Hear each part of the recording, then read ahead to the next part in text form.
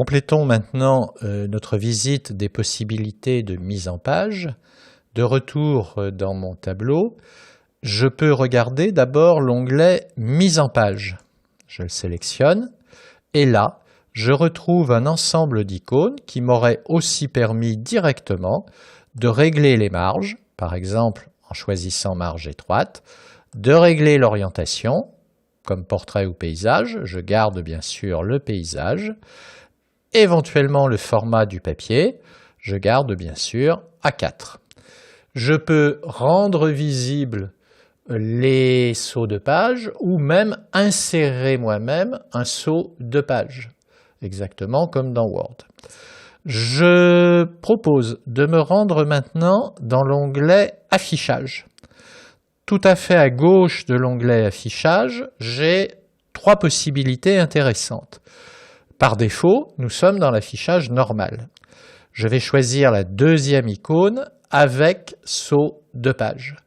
Et là, je vois ma feuille de calcul, non pas dans un aperçu avant impression, je suis toujours dans les données que je peux modifier, mais on voit apparaître de façon structurée une ligne bleue qui divise chaque page et en arrière-plan, on voit en filigrane, on voit le numéro de la page.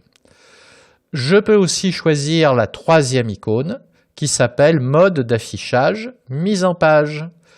Des règles horizontales et verticales permettent de me repérer à l'intérieur de la page.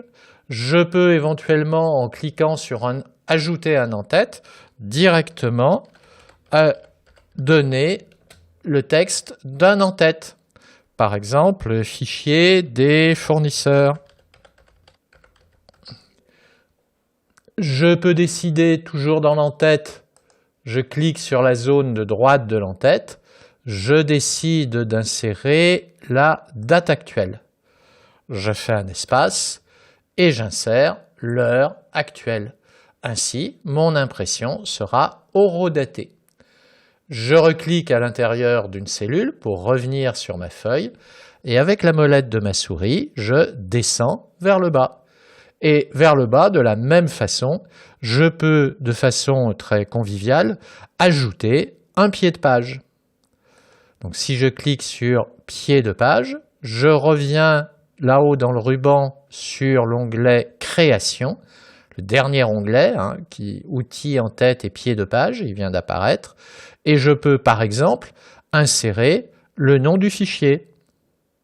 Donc il insère, comme pour la date, une formule, une fonction, qui s'appelle ici fichier, et qui automatiquement, à chaque impression, ira rechercher le nom du fichier. Donc s'il y a des changements dans le nom du fichier, il sera tout de suite reflété ici au moment de l'impression.